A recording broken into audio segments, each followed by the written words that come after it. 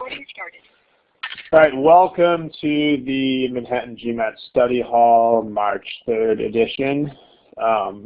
Today's topic is going to be indicated on the board, strengthen and weaken questions, and evaluate the argument type questions. So these have been very popularly requested.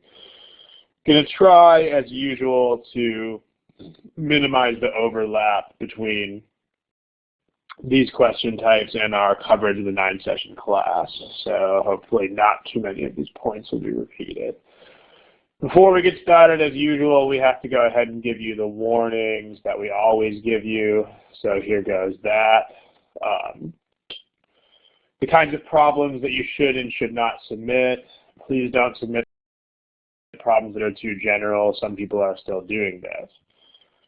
Some people are submitting problems that are like, how do I do critical reasoning? Or how do I do modifiers or something like that. Topics that are too broad. Please don't do that. Please narrow your topic to something that could reasonably be the topic of a study hall. And moreover, if people are asking, if you are one of the people who are asking these very overly broad questions, hopefully you realize that you've got the wrong outlook on the whole test. Like if you're asking about critical reasoning as a whole, then it means you're not really thinking about critical reasoning the way you should be, which is every question type is a completely different enterprise. So you've got to keep that in mind. If you're asking questions that are really super broad and general, not only are they things we can't really use in the study hall, but they don't even really make sense as questions if they're too broad. Also, this is what tends to be the real problem that people have. Please don't submit problems that are too specific. Like about 30 or 40% of the submissions that we get are way too specific for the study hall. We get submissions where people send us one question with one question about that question. Like, why is choice B wrong here? Or tell me about example 2 on page 94 in this strategy guide. Those kinds of things are not what this study hall is for. Those kinds of things are why we have forums. So if you have a question that is super, super duper specific, please post it on the forums and not here in the study hall. Those are manhattangmat.com/forums. Also, personal issues, please don't submit those. Please don't give me a submission that's like, here's my current score, here's my goal score, what do I do? This is not the place for that. So there's also a place on the forums for that as a general questions folder. That's where you should post that kind of thing. So what do we want? And if it's an admissions question, then we have an Ask Admissions Consultant folder. What should we see? Please submit topics that are of intermediate scope. So not too general, not too specific. So don't ask about all critical reasoning at once, but also don't ask about one critical reasoning problem. So instead, today's topic is a nice middle point. This is a specific enough topic that it would work for a study hall. If you're talking about math, please don't ask about the entire quant section. Please don't ask about one problem. Instead, be like, what do I do with the median? Or what do I do with this type of problem? If you do post a specific problem, remember specific problems belong in the forum. If you're going to post a specific problem here, please include some sort of generalized question about that problem. Otherwise, we'll just expect you to post it on the forum. Finally, you cannot give us problems from the official guide for the study hall. We cannot do them. We have the same issue with copyright as we do on the forums. We are only allowed to use sources here that we would also be allowed to use on the forum. So no official guide and no unsourced problems. You can't send us a problem if you don't tell us where it is from. If you do, we will just have to ignore it. Okay, those are the rules. Smiley face, icon if you understand these rules, and we'll move on for submissions and so on. Okay, good. Let's look at the next page, which is, again, please check the archives. Some people are requesting things that are already listed as topics in the archive. For example, in the last couple weeks, we had someone request a session on probability, even though we just did a session on probability a couple weeks ago. We had someone else request a session on assumption questions. We already had one of those. We had someone else submit a couple other things that we've already covered. So please, the same page where you sign up for this study hall and the same page where you submit questions, if you scroll downward just a little bit, you will see a list of archived recordings. Please check that list to see whether we have already covered what you are going to submit as a question. Because we don't really want to be redundant here. We want to keep presenting you with material that is new. So with that in mind. Okay, let's go ahead and get started on this. Today's topic again is strengthen and weaken questions. And later we're going to talk about these evaluate the argument type questions. What we're going to start out with is a very simple example. And here's that simple example. Instead of a question and 5 choices, I'm just going to give you a question with 1 answer choice. And you guys are going to tell me whether you think that 1 answer choice is correct or not. So, okay. Here's the passage. The passage is this. The unemployment rate in the new city area jumped from 5% to 9% last month. Therefore, the local economy of the new city area is in trouble. Okay. Answer choice. Let's say the question that we're going to ask here is, which of the following most weakens the above argument? And let's say we have this answer choice, just 1 answer choice. The answer choice is new city is home to a large state university that graduated 20,000 students last month. Okay, what you should see somewhere on your screen is you should see this. You should see these buttons. They should be over there somewhere next to where the names and such things are listed. If you think this is a correct answer choice to this question, click on the check mark. If you think this would be an incorrect answer choice to this question, please click on the red X. Everybody.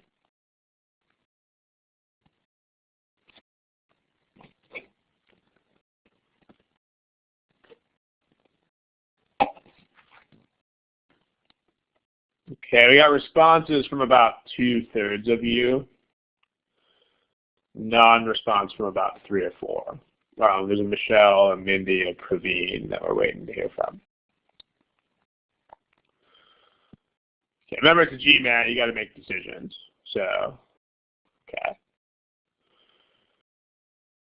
All right, here we go. There's still a Praveen. I saw your clicks. It was legit. In fact, I saw it go on and off a few times, so I think you did click it. All right. Here's the responses from the group. So it looks like we're definitely going to be doing some learning today. Oops, clicking the wrong thing. Here's the results from the class. But this would be a correct answer to this problem. So it looks like we're actually going to be learning something today here. So this would be correct. This is a weakener to the above passage. Let's talk about why. This is a weakener. Let's have you guys weigh in on this a little bit. Go ahead and type in the text box some explanation for how this is a weakener. See if you guys can give some opinion or give some enlightenment here. A couple of you are typing. How does this work? How does this answer choice weaken?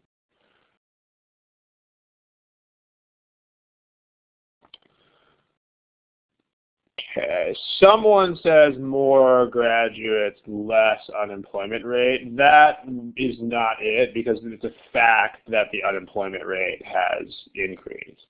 So, and if someone else typed there are more applicants but fewer jobs, if that's true, then the economy is in trouble, because that means that you're going to have permanent unemployment. But okay.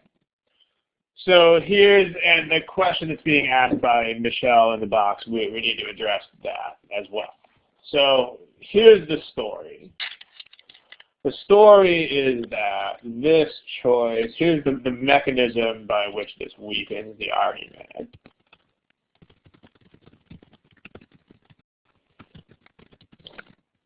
So the mechanism by which this weakens the argument is, okay, the argument says that there's a fact. The fact is that there's an increase in unemployment. We can't touch facts. So we know there was an increase in unemployment. We cannot attack this fact. Instead, what we need to argue is the line of reasoning. The claim is that this increase signifies actual economic trouble. Okay, this is what we need to attack, is this claim. Because you can't attack facts in these arguments. You can only attack claims. So yeah, there's an interrogator who says the city is in trouble because of the increase in unemployment rate. Yeah, I mean, so this is the link that we can attack. Because you cannot attack facts. Not possible to challenge facts.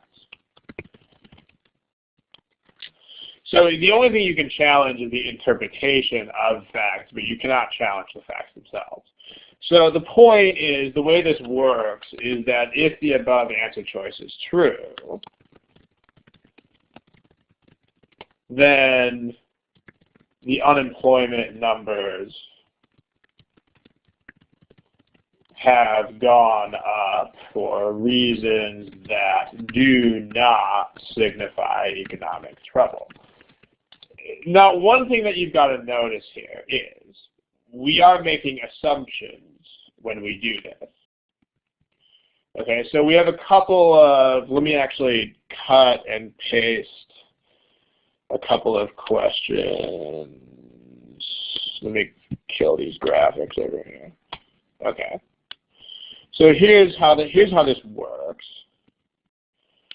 And let me actually, okay. Let me get a couple of questions out of the text box and put them on the screen, because those are what we need to talk about. There's one of them. Here's another one. Okay, here are two, among others, of the questions that were posted in the text box. Here's one of them. Here's another one. What are we doing here? We are making assumptions about this. So let's talk about the assumptions that we're making, and let's talk about why we are making those assumptions. So what we're doing here is this. Not all may have resided in New City after graduating. So we are assuming the following. The first thing is that we are assuming that at least a sizable number of, like some significant number of the graduates stayed in the local area. In other words, they didn't all leave. They didn't all leave in overwhelming numbers. And we also have to assume that the other assumption that we're making here that you guys didn't address in the box, but it's another assumption that we're making, is that we're assuming that not all of these graduates are immediately employed.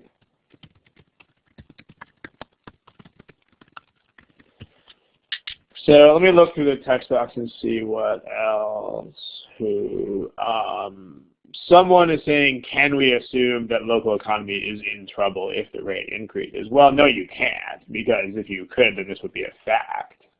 Like, if you could assume that, then it would be impossible to weaken this argument.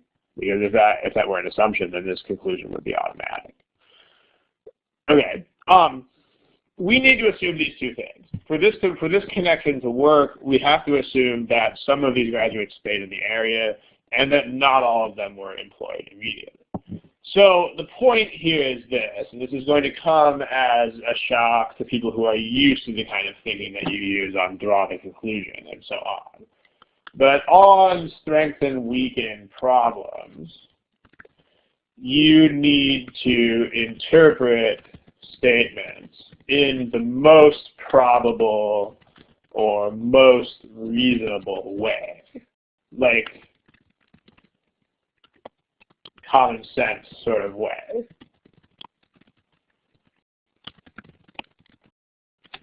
This is not something that you do on other question types. This is absolutely not, for example, something that you would do on draw to conclusion questions. But you have to make the most probable assumptions about stuff. In other words, you have to interpret statements the way that sort of common sense people on the street would interpret them. So for instance, you need to interpret something about whether these people are leaving town or not. So the most probable interpretation is not everybody leaves. Because if you don't make this assumption, you have to make the assumption that everyone does leave, which is a lot less reasonable. I mean, it's kind of ridiculous to assume that everyone leaves, 20,000 people.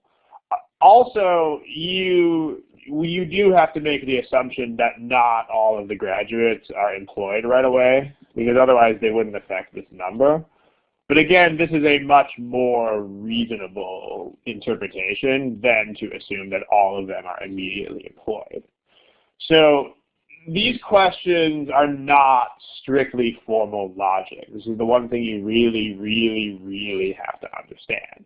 These questions do require you to think like a real-world mentality and use a certain amount of common sense to narrow the possibilities down. So you can't think like you're thinking in a classroom. You have to think the way that you would out on the street. So,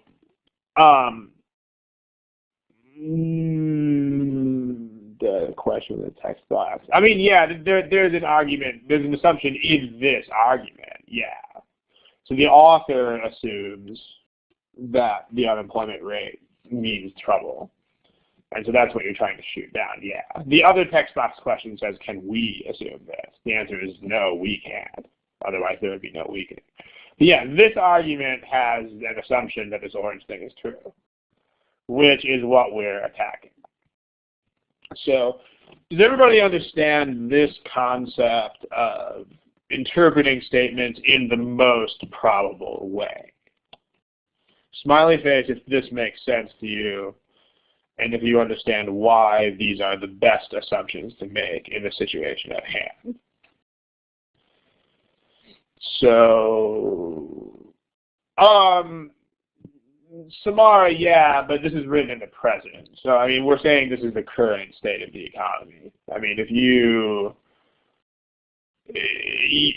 can't really do something like that because this is talking about what's going on right now. So that kind of statement doesn't make any sense in this time context. Okay.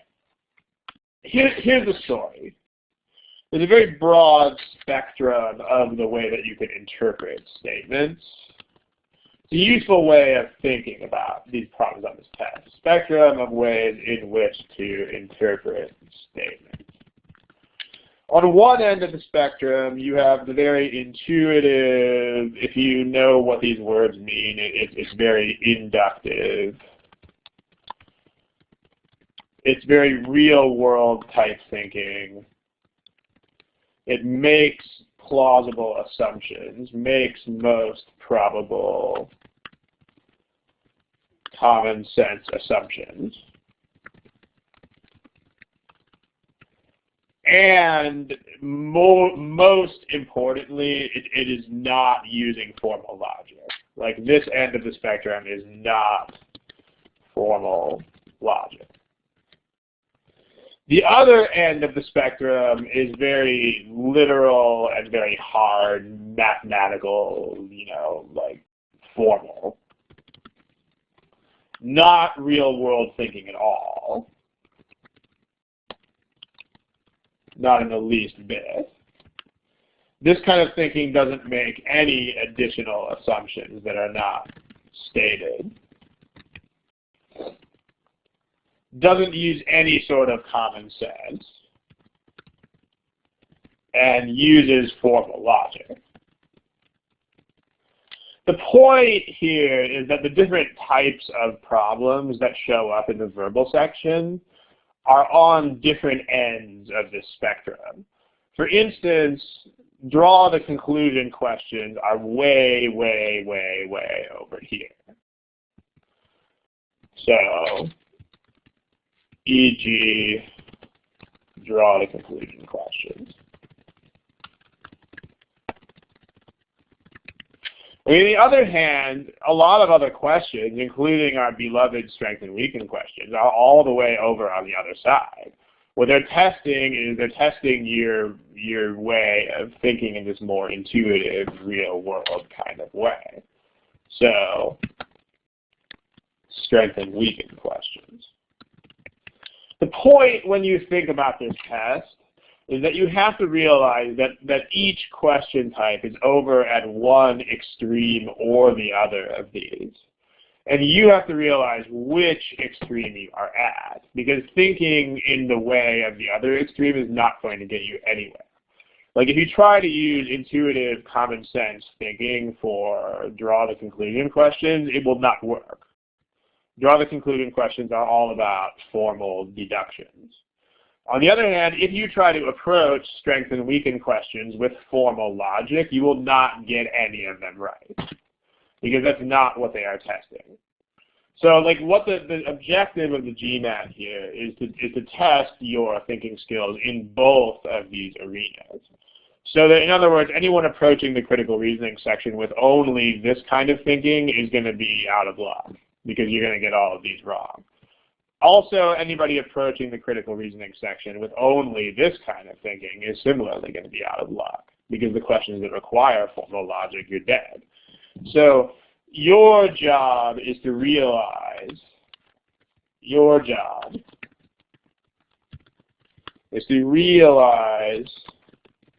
which of these types of thinking is relevant to the question type that you are currently dealing with,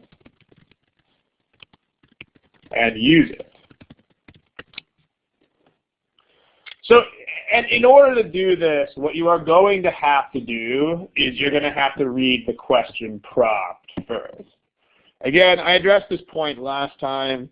There's a book out there which, I'm not supposed to name it, but there's a book out there which, while it's a good book in most other ways, it tells you that you should read the passage before the question, and that's very, very bad advice, because you don't know how to read, because you don't know how you're supposed to be reading that passage until you read the question.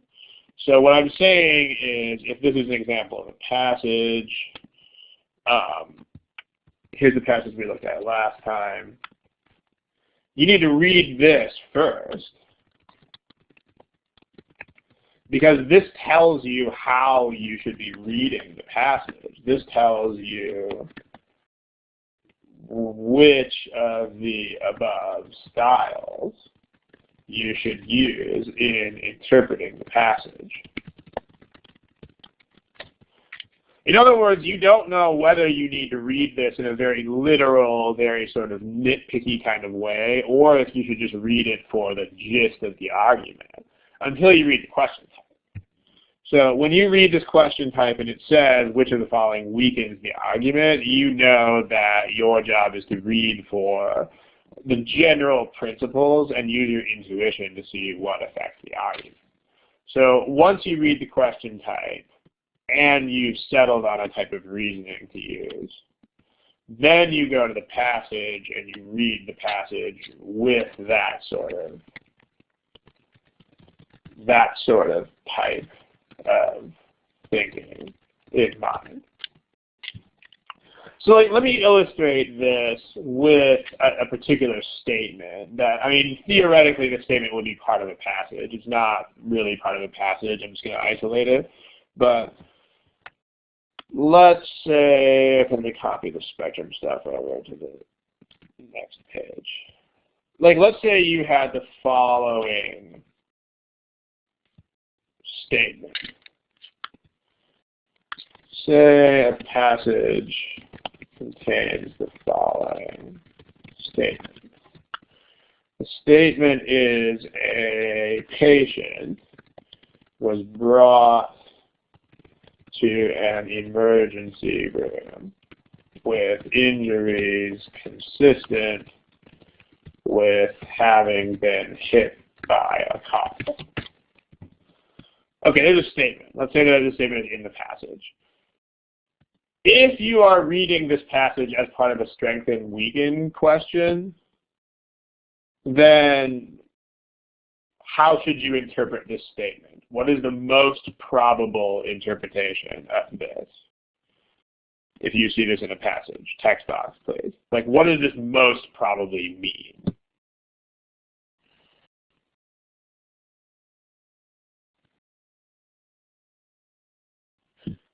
It most probably means was hit by a car. That's what it means.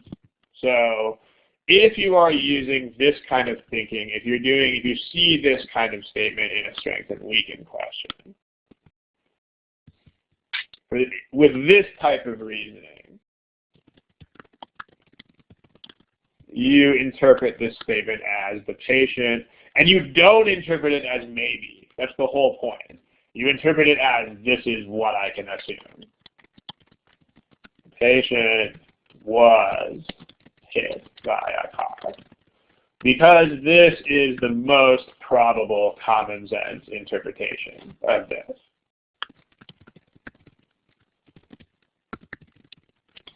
And that's how you have to process this. Like, if you're thinking only in terms of formal logic, then you can be like, okay, I don't know if they were hit by a car or not. But that's the point. The test is trying to filter out people who only think in terms of formal logic.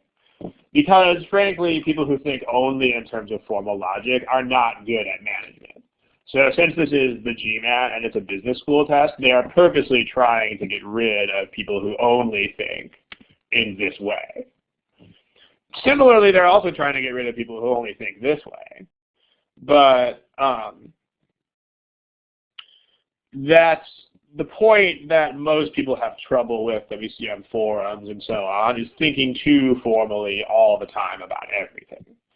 Big, big problem on these. Consistent injuries by itself doesn't mean anything. It's injuries that are consistent with this, meaning injuries that are the type of injuries that you would have if you had been hit by a car. So the point is, like, if you saw this in a draw the conclusion question, it would be totally different. Like, if you see this in a conclusion type question with this type of reasoning, then you would have to think about stuff like, you have to think about things like, well, what other sort of thing may have produced such injuries? I don't really 100% know that the patient was hit by a car. The point is that you in these kinds of problems, you don't make the common sense assumptions, and so you would have to think about stuff like this. In strength and weaken problems, you have to make plausible common sense assumptions. So you can do this. Similarly, in this problem, you have to go ahead and assume that these graduates, some of them are in town, and some of them had to look for jobs for a while. And those are the best assumptions because the other possibilities are sort of remote. So the deal then is, as a reminder, we're going to look at a few examples now. but when you do strengthen, weaken problems, you need to use intuitive thinking. The overall argument, especially the relationships between the statements,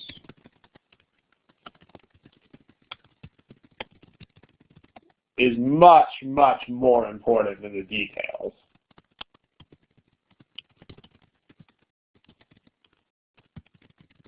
And again, most importantly, when you read statements in the passage and in the answer choices,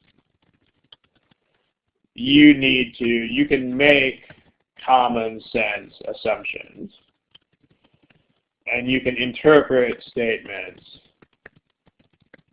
in the most probable real world sort of way.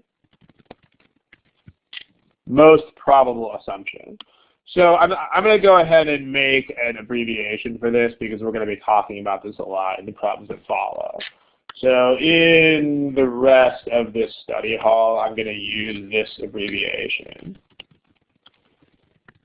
I'm going to use the abbreviation MPI for most probable interpretation. So the MPI, most probable interpretation of a statement. The MPI of this statement is that some of these graduates are still in town, enough of them to make a difference, and they don't all have jobs. That's the MPI of the statement. The MPI of this statement is the patient was really hit by a car. Again, these are not things that are certain, but very few things are certain. I mean, that's why there are so many of these problems on the test, because it's business. I mean, business is not really the kind of situation where you really use formal logic very much. It's very rare. Unless you're a lawyer, you don't really use much formal logic at all. Instead, this is what you do all day long. You take statements about the business and about the climate in which you're doing business, and you say, what does this most probably mean? You know, like if you're a physical bookstore and you see fewer and fewer sales and more people buying books on Amazon, you don't use this kind of logic and say, well, maybe I'm not 100% sure that people are going from physical to electronic books. You know, maybe it's just some crazy numbers. You don't do that. You say MPI, okay, look, people are stopping buying physical books and they're starting to buy more and more ebooks. What do I do? So this is much more like the kind of reasoning that you use in business, and that's why it is on this test. So, but another thing about these problems, this is what you do. What you don't do is you don't use formal logic. Don't worry about the following. Don't worry about trying to classify problems. Or especially don't worry about trying to find general rules, because you won't find them. Again, that's why there are so many of these problems on the test, because there are not general rules that will generate answer choices. They don't exist. So then this is precisely the reason why they test these things so much. So rules, they don't exist. You won't be able to find them. You have to treat these problems on a one-by-one basis using MPI's most probable interpretation. Smiley face if you guys are ready to try some. Okay, good. So let's take a look. Try this. Okay, by the way, please do not answer these in the text box. You will see this thing in the corner of over there on the left-hand side. Please use these things to indicate your answer. I'm going to give you about 1.5 minutes on the timer.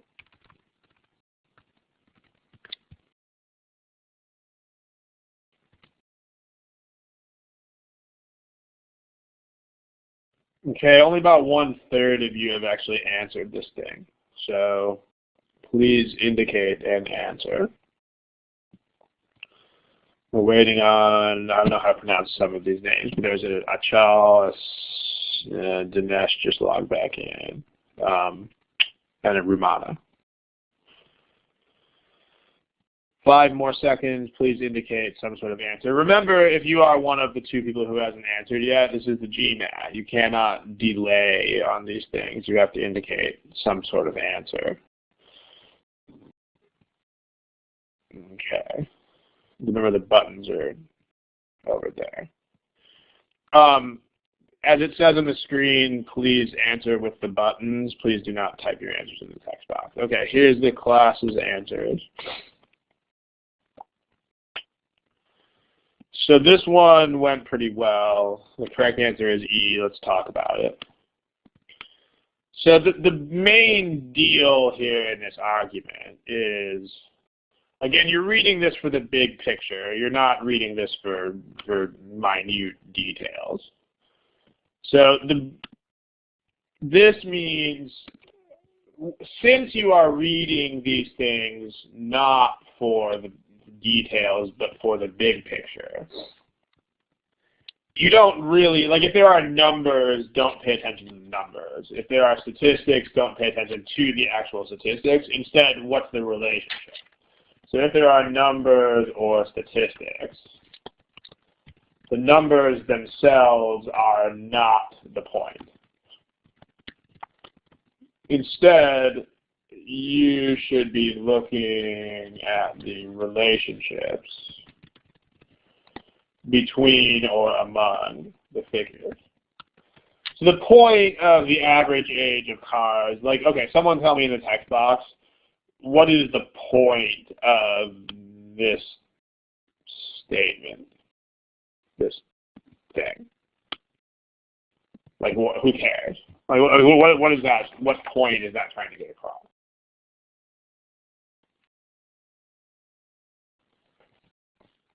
Yeah, people are driving around older cars, or they're hanging out in their cars for longer is the point. So the 7 and the 9 are not what is important. It's just the point that people are driving around in older cars. So the Brown statement means people are driving older cars on average. So car manufacturers claim that the poor economy has forced people to put off buying new cars. And thus, when the economy improves, the average age of cars will return to former levels. So in other words, the argument that the manufacturers are claiming, the manufacturers are saying the economy is the only real reason here. So when the economy gets better, people will buy newer cars again.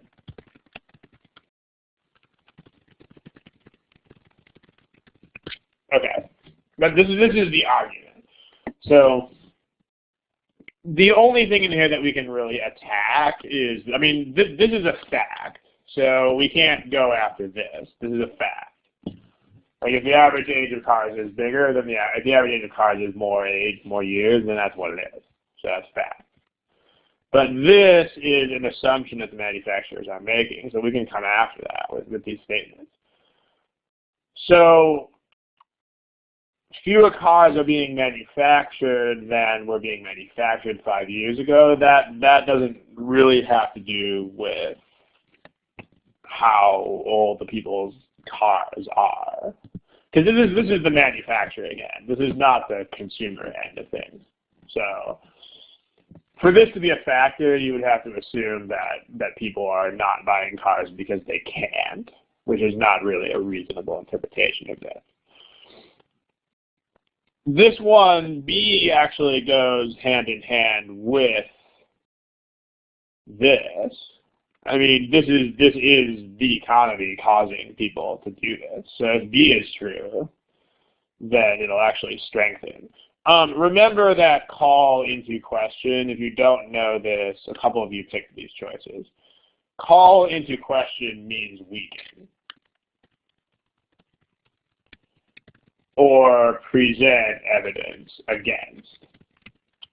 So make sure you know that. I mean, it doesn't sound like it means that. Call into question sounds like it means just question something, but call into question specifically means to weaken an argument. So, okay. Yeah, I mean, A is not really a strengthener or weakener because A is not related directly to this. Like the fewer cars being manufactured there, there's just way too many variables going on there. Like, first of all, we're just talking about the cars that people drive there. I mean, that doesn't have to mean cars that are manufactured in the country. I mean, like, A could reasonably also just mean that more cars are being imported. So, and then also, yeah, there's not a direct relationship between manufacturing and sales either. And finally, this is not really an economic factor.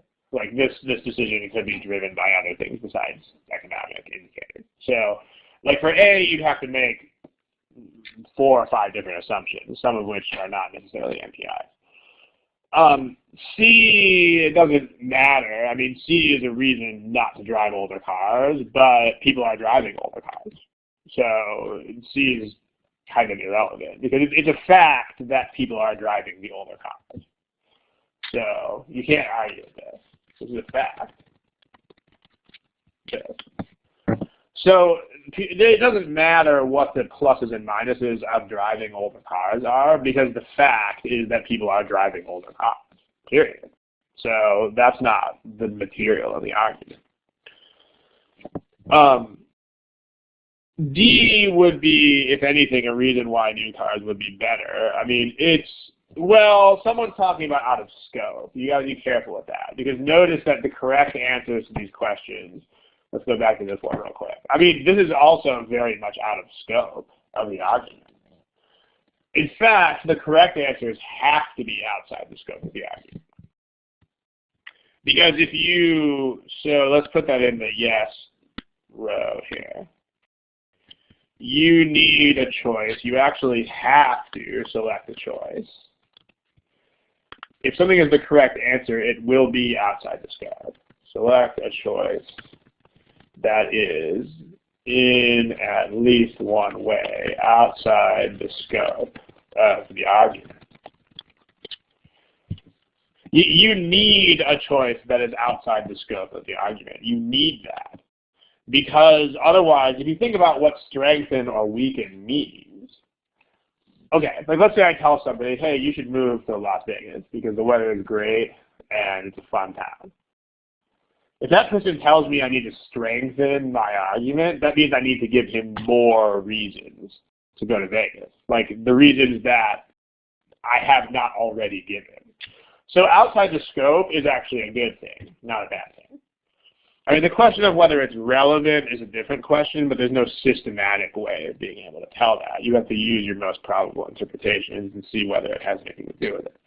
So D, though, D is an advantage of newer cars. So, yeah, you need to bring a new fact. Exactly.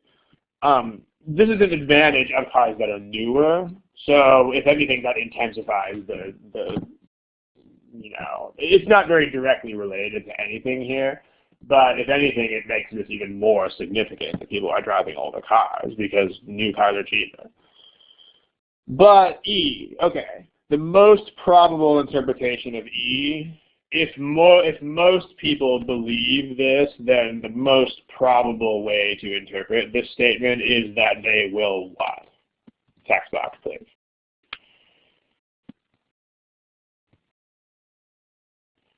How do you interpret this statement?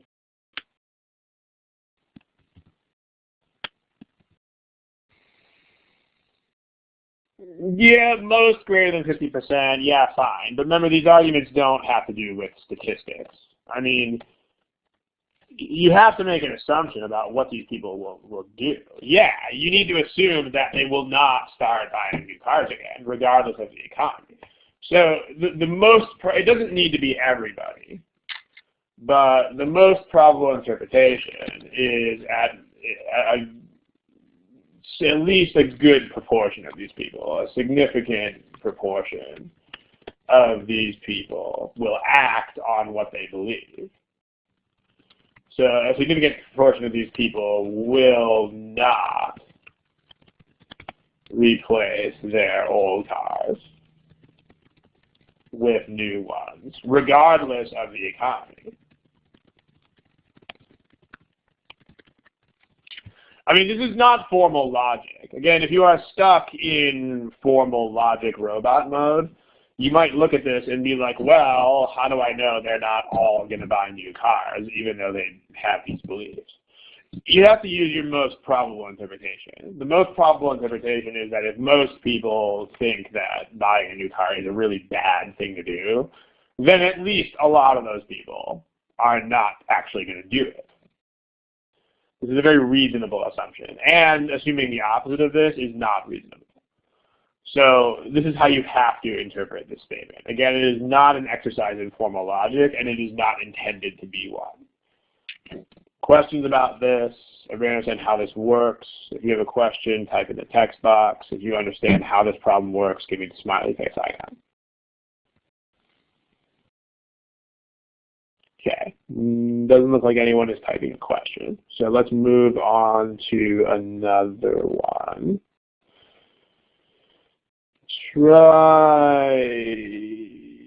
Someone said it doesn't seem intuitive that the New York cars have worse ecological consequences. It doesn't matter because we're saying this is a fact. Okay, like the things in the statements are facts.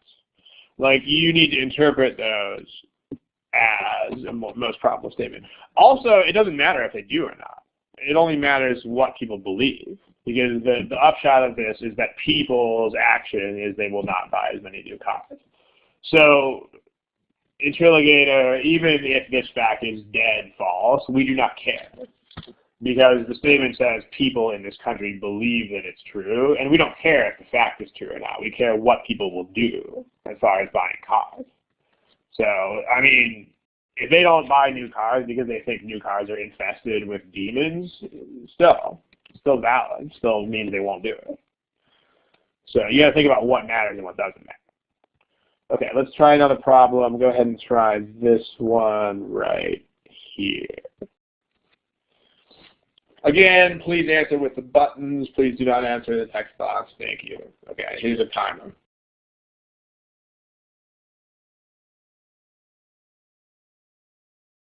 Okay, ladies and gentlemen, it's time to pick something pretty soon.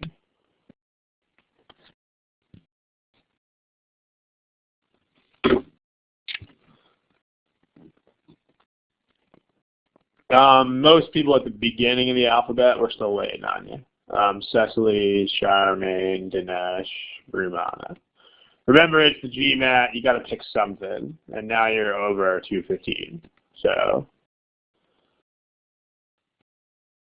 we're still waiting for Dinesh and Rumana. Just even if you have to randomly guess, you should randomly guess. At the pace that we're talking about with these last couple of people, you won't finish the test. So make sure that you actually guess things. Okay, here's the class statistics. Let's take a look. We're sort of more all over the place on this one, although the correct answer is the most popular one. So let's take a look. Here's the deal. All right, let's simplify this argument. Let's take a look. Kernland imposes a high tariff on the export, blah, blah, blah, blah, blah, blah, blah, blah. Okay.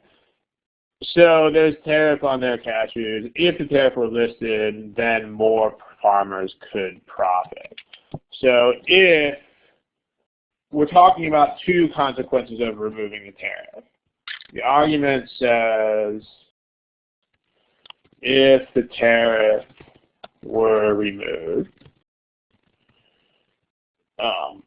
more farmers could profit.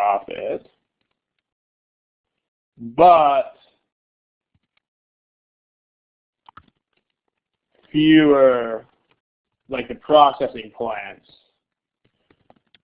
couldn't employ as many people.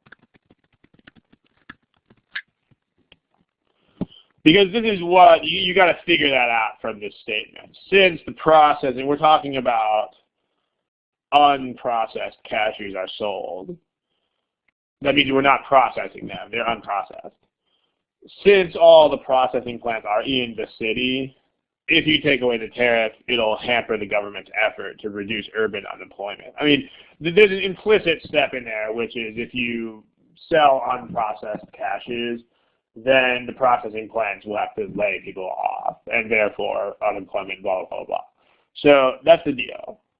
The conclusion that the argument is getting from this is, therefore, hamper the government's effort to reduce unemployment. What does this mean in simpler terms? Can anybody in the text box explain that blue thing in words that are less bulky than that? Can anybody explain that in words that are a little bit more friendly? Hamper the effort to reduce unemployment. Hamper means to like get in the way of something or slow it down.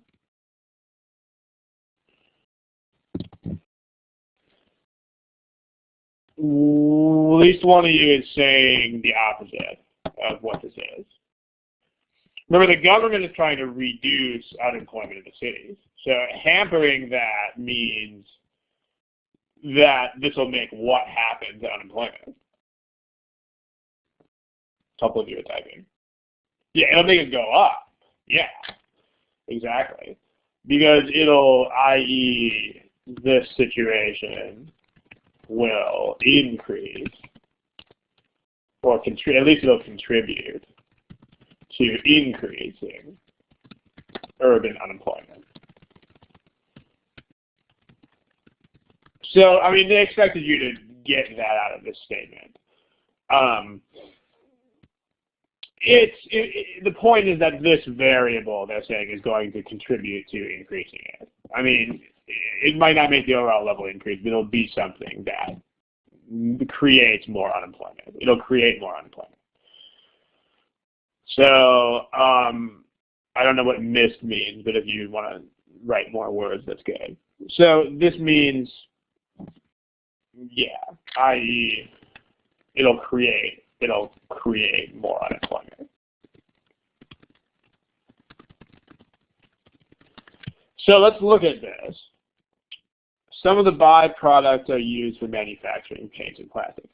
By the way, what's best to do now is you should temporarily ignore whether it says strengthen or weaken. Very important point. Temporarily don't think about this. Don't think about which way this should go. Just evaluate the choices by themselves. Then go back to the question and see which way you're trying to go. Because if you have in mind the whole time that, if you have in mind the whole time I'm trying to weaken the argument, you might try too hard to make things weaken the argument. But if you're just looking at these on a neutral basis and saying, what do they do? Then you will conclude that you'll make more accurate judgment. The way you get it couldn't employ as many people is because otherwise this blue statement would make no sense. Like we need the reasoning is we're not processing as many more cashews, and so we have I mean, the most probable interpretation of this is if you are not processing as many nuts, then you will have to lay people off. It's an MPI. It's the most probable interpretation. It means that we are not processing as many nuts anymore. So the processing factories won't have as much work to do. But yeah, you have to figure it out. They don't state it explicitly. It's the most probable interpretation. Okay. Some of the byproducts of processing cashews, we don't care. This doesn't matter. Other countries in which cashews are processed, we don't care what other countries do. We only care what Kirtland does. More people are engaged in farming than processing. The comparison of numbers doesn't contribute to this issue. Buying unprocessed cashews enable cashews processors to sell processed nuts at competitive prices. This is something that they can still do if we don't process as many nuts, but this doesn't address the unemployment issue. On the other hand, what E does, if you're driving farmers off their land and into the cities, it's actually a lot like, it's almost the same situation you had with those college grads. The most probable interpretation of this is that a lot of these guys will be unemployed when they get to the city. So, most probable interpretation, many of these farmers will be unemployed when they get to the city.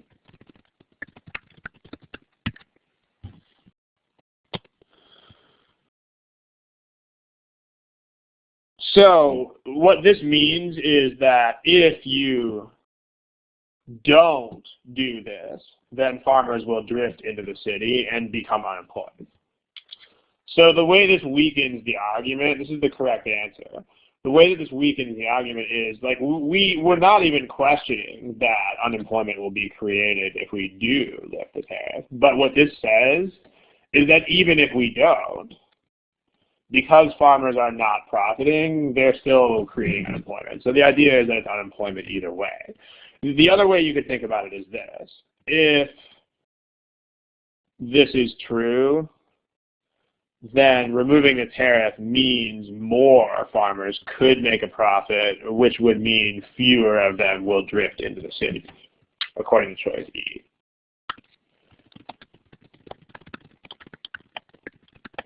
Fewer of them will drift into the cities and become unemployed. And so that's going to have a direct negative effect on unemployment instead of a positive effect.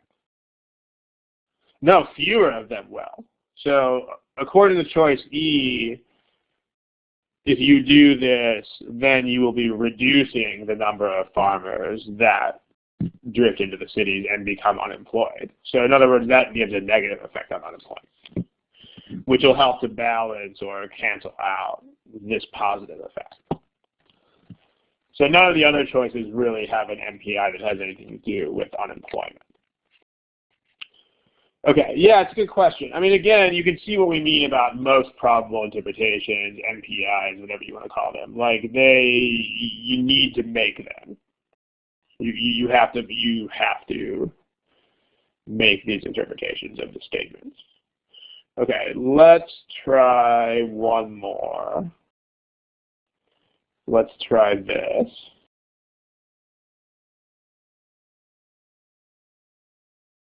And then we'll talk about after this we'll talk about those evaluate types. So again, please use the buttons to answer the question. Here is a timer.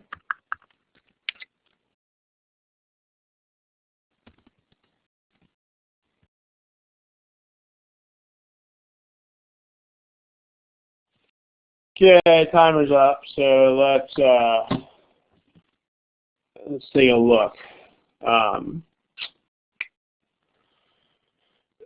As far as really, really hard ones goes, someone is saying, can we try a really hard one? That's really varies from student to student. Like the last one was pretty hard for the group. We were kind of all over on that one. Okay. Natasha, Rumana, we're still waiting on you too. Okay, so here is, you guys did a very good job on this one, so we're going to move on quickly, but let's do a quick discussion. The deal here is that, okay. Here's the story with the big picture of this argument is this. Northern Air depends for its success on the economy and a quick turnaround. So it depends on quick turnaround. And so it is planning to replace its large planes with skybuses. So the fuel efficiency results in lower fuel costs and reduced time spent refueling. So this is a fact. Like, we can't question the fact that it's reduced refueling time, and we can't question the fact that it's, like, these are facts. So you can't, anything about fuel costs isn't really relevant, and anything about refueling is not really relevant because it talks about these things. These are facts, so you can't touch these. So the point is that the big picture of the argument is that they need these planes to get off the runway faster. So the big picture is, the issue at hand is, will the sky buses really get off the runway faster? So the pro here is lower fuel costs and reduced refueling time. So, and economy.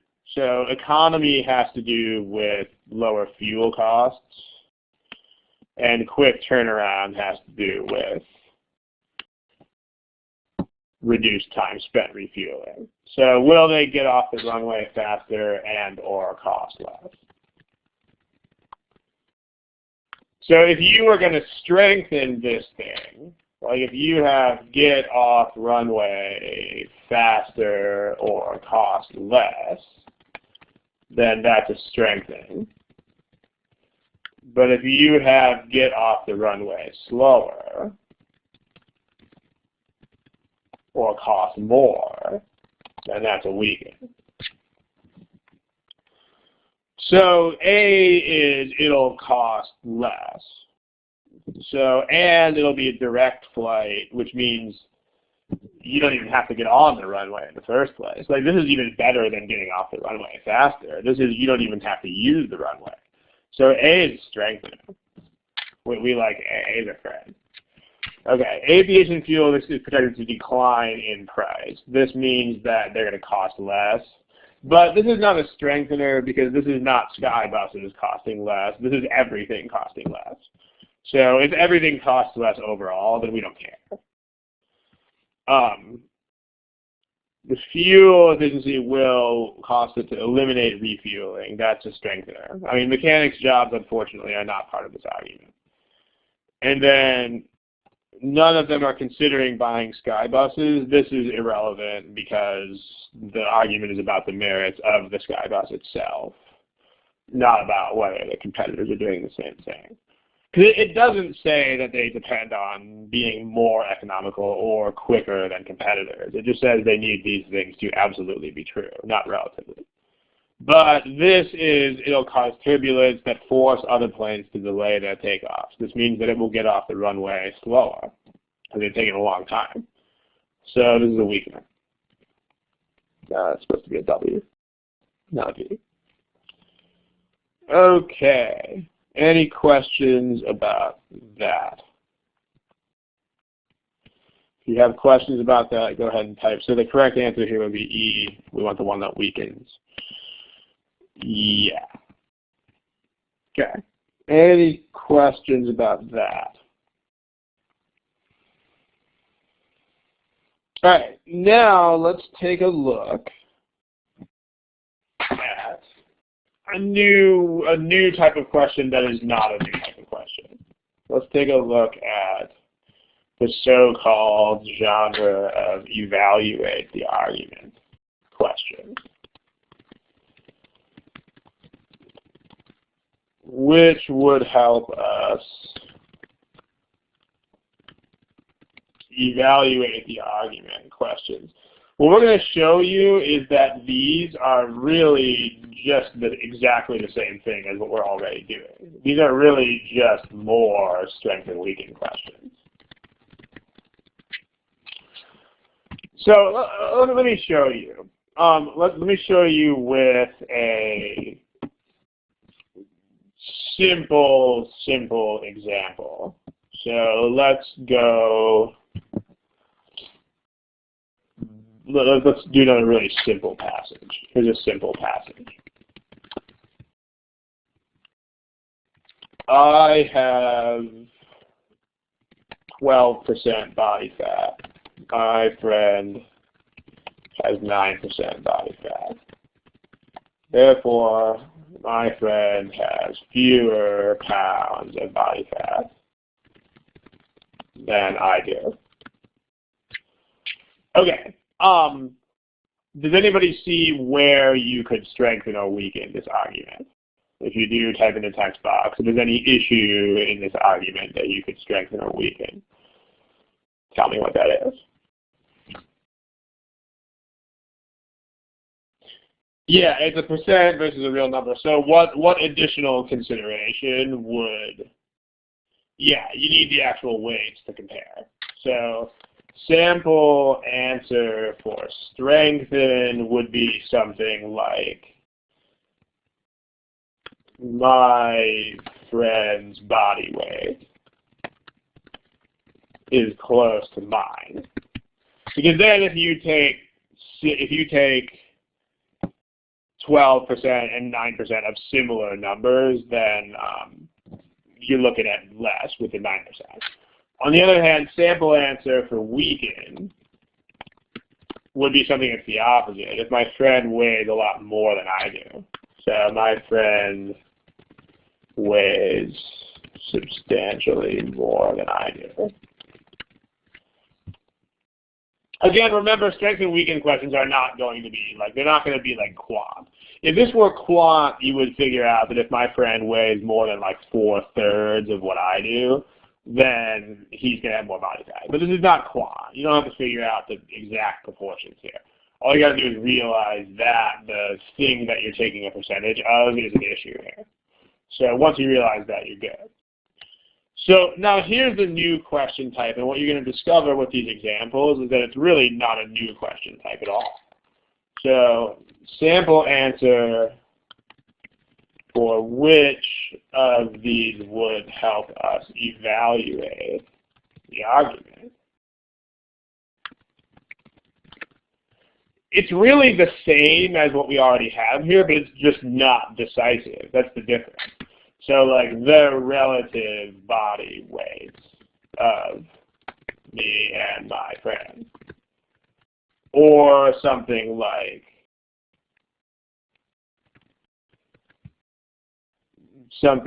whether my friend weighs substantially more than I do. So, I mean, what you can see by looking at these examples is that these types of questions are really not different questions at all. Like, they're really just the same thing, except instead of giving you something as a definitive statement, they give it to you as a whether or a could be yes or could be no kind of thing. So, these are really the same. Smiley face if you see what I'm talking about.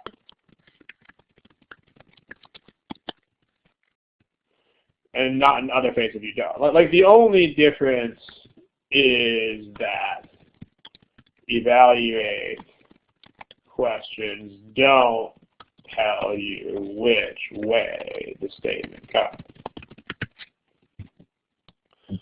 So, okay, here's the story then. If you get a question like this, if you get a which would help us evaluate the argument question, the best way to handle these is just to like take the indecisive statement usually, but not always, starting with whether. Make it decisive. Just make it go one way or the other. So, e.g., if you had, for example, if you had whether the patient normally gets adequate sleep, just make this the patient normally gets adequate sleep. Or make it the patient doesn't normally get adequate sleep.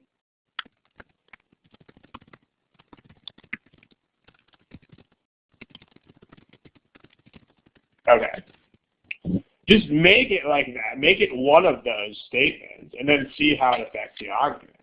Then, if the statement produces either strengthen or weaken, then it helps to evaluate. Because you don't know which, I mean, either way, as long as it helps you figure it out in either direction. So in practice, what you're going to see in these things is you're either going to see 4 neutrals and a strengthen, or 4 neutrals and a weaken. Or it's kind of rare, but if you had which one of these would not help us evaluate, then you would have 1 irrelevant factor and 4 that were either strengthen or weaken. But so let's take a look at these, knowing that we know now, knowing that these are basically exactly the same thing as strengthen and weaken. They just don't make the decision for you. You have to make the decision yourself. So let's go ahead and look at one. I see one person is typing. No, okay, not. All right, let's take a look at least a couple of these until we run out of time. Why don't you try this? Please answer with the buttons. I will be back in 2 minutes.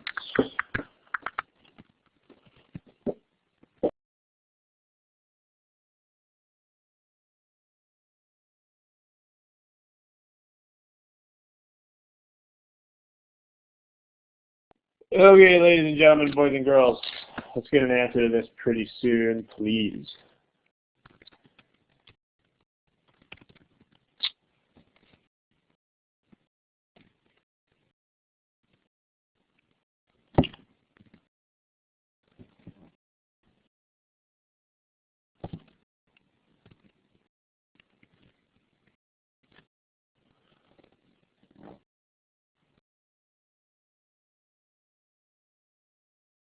Okay. Still got a couple people who don't have answers. So let's take a look.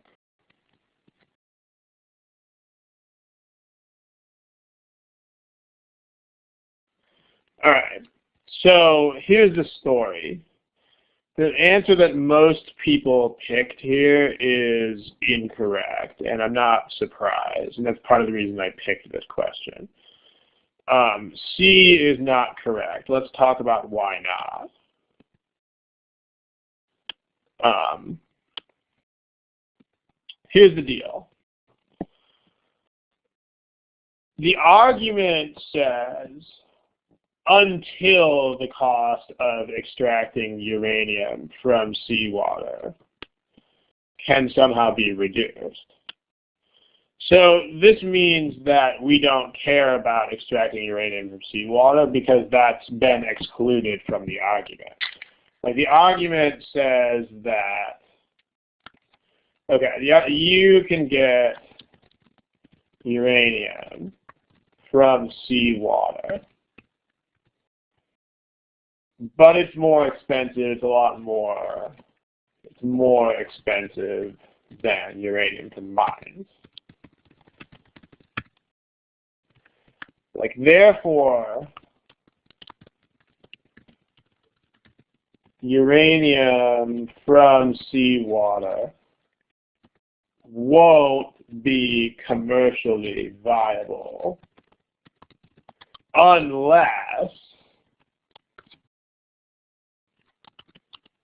its cost goes down.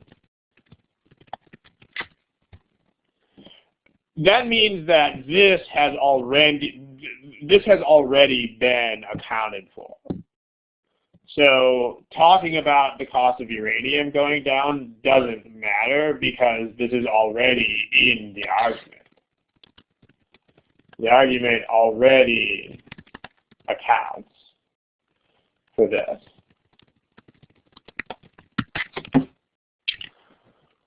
So like if I say something like you can't, you can't buy a Ferrari unless you're rich. If you tell me that lots of rich people are buying Ferraris, that doesn't affect my argument because I've already allowed for that. So, in other words, if you have blah, blah, blah, blah, blah, blah, blah will not happen unless X, then X is not a strengthener or weakener because X is in the argument already. So one way to think about it is in that sort of common sense way.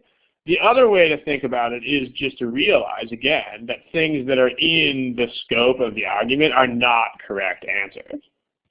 So this is probably the easiest way to understand this. But things that are in the scope of the argument do not strengthen or weaken the argument because they are already in it. So that's the deal. So C doesn't help because C is already addressed. It's not a strengthener or a weakener. Okay, let's talk about choice A. Choice A says whether the uranium inland is already being depleted. So let's make this the uranium on land is being depleted. The most probable interpretation of that is that it will run out. Because something is rapidly being used up, that means it's going to all be used up. So, most probable interpretation of this, it's going to all be gone. So what does that mean if it's all gone? It means you are going to have to get uranium somewhere else, even if it costs more. So what that means then is that this is, even though the cost is high, this will be commercially viable because it'll have to be. You're going to run out of uranium from land. So this is the correct answer to the problem. This one, B, we don't care because it doesn't matter where the uranium is used is not relevant to the argument. We don't care who's using it or where it's used. We just care how the market behaves. D, the relative amounts are not something that matters because the argument is based on the cost of getting the uranium, not on how much is there to be gotten. And then this one at a cost similar to, meaning that this is just as expensive as seawater is. So if E is true, then freshwater mining has the same problems as seawater mining does. It doesn't help us. Like, we need some way for this to be commercially viable without its cost going down, because the argument has already allowed that as an exception. Okay, questions, go ahead and type them in the text box, but this is a valuable lesson here. If the argument already accounts for a possibility, then if you introduce that possibility, it doesn't strengthen or weaken the argument. And then someone says A out of scope. A out of scope is good. I mean, remember, we need something that is out of scope. So let's see, even if the uranium is yeah, but we don't care because this is already accounted for in the argument. Like this, I think, okay, I think the problem with this is that people are still trying to use way too much formal logic. For example, okay, let me write down the argument that I used before. If you say argument says only you can't drive a Ferrari unless you're rich. So if I say something like Lots of rich people have Ferraris. This doesn't help. This doesn't matter because it's already been discussed. But if I say something, like, it has to be another reason. So, like, lots of sons or nephews or daughters of Ferrari dealers who are not rich drive Ferraris, then this weakens the statement. Because this is some other way that you could drive a Ferrari. If you're rich and you drive a Ferrari, who cares? I've already allowed that to happen. So same thing here. If uranium becomes viable because the cost goes down, it doesn't matter. Like, the argument says that can happen. So if it happens, it doesn't strengthen or weaken the argument. The argument says it can happen. So this kind of unless clause means you have to consider other stuff. Okay, let's do one more. Let's see if we can sneak one more into the time limit here. Yeah, let's see. How about this one? Okay, try that last one, and we'll jam. We're gonna get out of here after this. But here is this one's a little bit longer, so I'll give you 2:15. Go for it.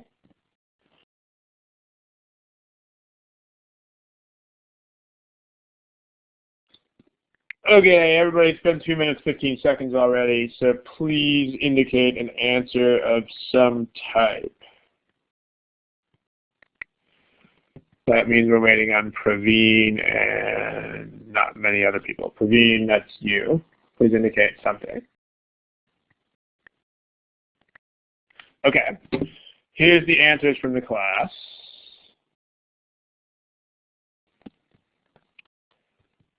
All right. So let's talk about it. Remember most probable interpretations, etc. So the argument is that the manager argues that overall costs would be unaffected. In other words, that costs will cancel out other costs. So the manager argues that the cost of replacing damaged products, which would be saved by the new packing,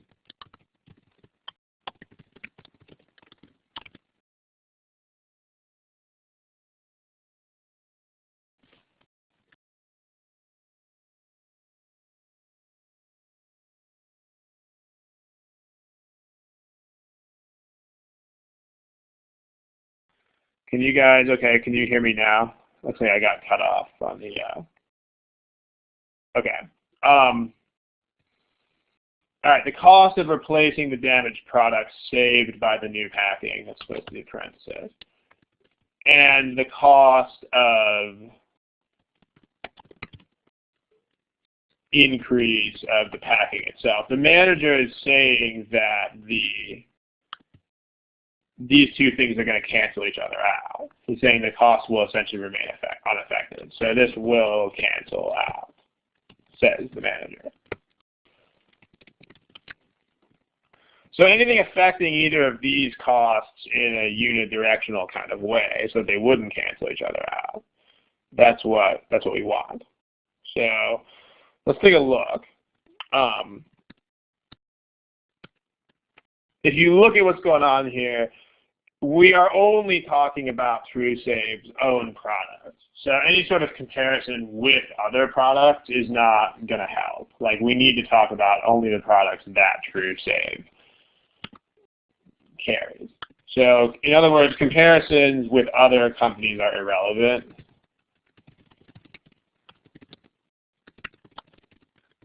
And also, on top of that, comparisons with other types of products are irrelevant. Because those comparisons don't have anything to do with this comparison. So like other typical electronics products, TrueSave doesn't carry, according to the statement, TrueState doesn't carry typical products. They carry what they carry. So the typical products don't matter. Same thing, most other products, we don't really care. We just care about their product versus their packing. So this comparison doesn't affect that. On the other hand, if you have damage already present, then this means that you will not save any money on these. In other words, you won't recoup these costs.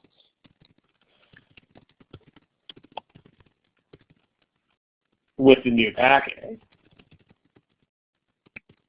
So that's going to work against the manager's claim because it's going to reduce this effect. It's going to, the manager's just assuming that the damage happens in transit. So if the damage doesn't happen while the products are being shipped, then the packing is going to have nothing to do with it. So this is a weakener. If this is a true statement, then it's a weakener. D, we don't care whether the customers blame themselves. I mean, that doesn't matter as far as cost goes. And then performance of the shipping companies, whether they monitor the performance or not, has no direct effect on how much these things cost. So there we go. Most probable interpretations. Any quick questions about this one? Quick being the operative word. We do have to end here in a couple of minutes because we're over time. But if anybody has quick questions, feel free, fire away. Otherwise, we are going to close. It's C, because C is the one that if you actually make this a definitive statement, it becomes a weakener. So.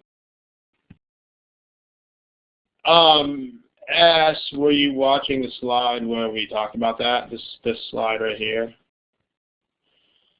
If it produces either one of these effects, then it helps. If it helps to evaluate, means it can help you either way. Like if something strengthens, then that helps you, and if something weakens, it also helps you. So either way. All right. Any other quick questions? Shoot away. Otherwise, we are out of here. Good stuff. So I'll start logging you guys out in the next 30 seconds or so if there's no questions. All right, you're welcome. Have a great week. Good night and good luck. Take it easy. I'll see you guys in 2 weeks.